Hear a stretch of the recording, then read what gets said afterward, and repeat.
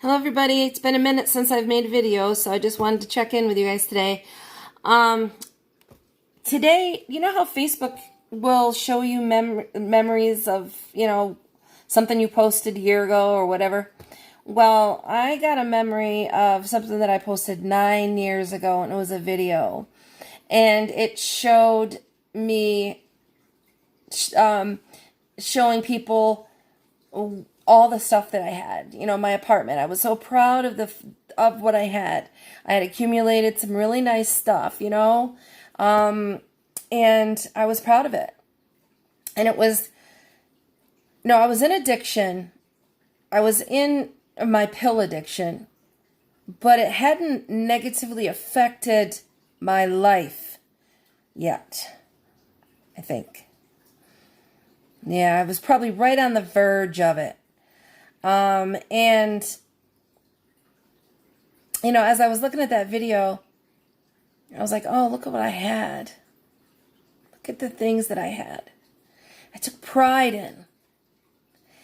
And addiction took that from me. You don't wake up one morning and say, I'm going to be an addict today. I'm going to sell all my possessions and be a deplorable human being.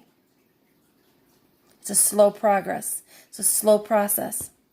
And at that point, I wish I would have stopped. I wish I would have, said, okay, this is getting out of control now, Avalon. You need to, do something about it. I had I was clueless about addiction. I knew about alcoholism because I was raised by my father. He didn't raise me. I was around an alcoholic as a child.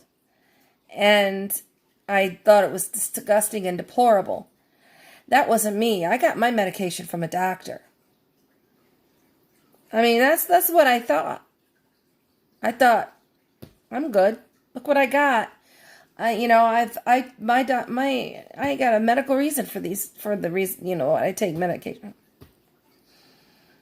But at some point it turned a corner, and it was when I switched from pills to heroin. I'm only going to snort heroin. Okay, I'll snort heroin. It's cheaper, and yeah, that's what I'll do. And that's when it took a nosedive. Because after that, I just started, I went through my bath salt stage, and that's where I mostly sold all my possessions, was when I went through that bath salt stage. That stuff got me, and if it hadn't gone illegal, and in my town, you couldn't buy it anywhere, even near me, it probably would have taken me out. I mean, God, that stuff. I mean, I crave that now more than I do heroin. But yeah, addiction took so much from me. Possessions, I look back and say, oh, but what it took that mattered was my soul, my morals, my ethics. I'd always been very moral. I never dressed provocatively. And I always thought, I'm old-fashioned type of girl. And it took that from me. I became that person who sold their ass to a drug dealer. An older woman, in my 40s. You know what I'm saying? My self-respect, it changed who I am. It changed me from this moral-driven, giving, kind person, to this selfish, self-centered thief, liar, prostitute, piece of shit person. That's the stuff that it took for me that really matters. And it's important that I keep that in mind, because my brain can tell me, oh, it wasn't that bad, was it? At least you didn't end up in the gutter. At least you didn't. Please, the only reason I didn't end up in the gutter is because I had an enabler who gave me a place to live. So let's just be real about that. And, but it robs us. It robs who we are. It strips us of everything good. And but you know what though? I haven't accumulated a bunch of stuff again. I mean, I have a nice place to live, but I like my furniture is used.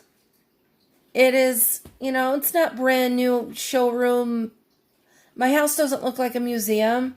I mean, you guys can see, you guys know, like, if I show you, I mean, it's kind of empty now because I'm packing to move again, but it's just lived in, and it's because you know what now is important to me is keeping myself spiritually fit. Thinking of how I can improve my recovery today. I'm thankful for what I have. I'm grateful for Bernie. I'm grateful for that I can have a comfortable place to live. And I think the reason that I felt it important to have all those things that I had was because I wanted to impress people. I wanted to, look what I have. I was hollow. And I didn't even know it. I didn't even realize it. And that's why the drugs did such a thing to me. They filled that hollowness that I felt inside, that I tried to cover with possessions and anyway, so I'm rambling, but I just hope you guys are doing okay. And I'm doing okay despite, my court date's the 16th. And, I've been trying to stay focused on other things, going to meetings basically every day again, trying to lean into the program and not allow fear to consume me. So anyway, hope you're all having a good day. Brightest blessings and Goddess bless.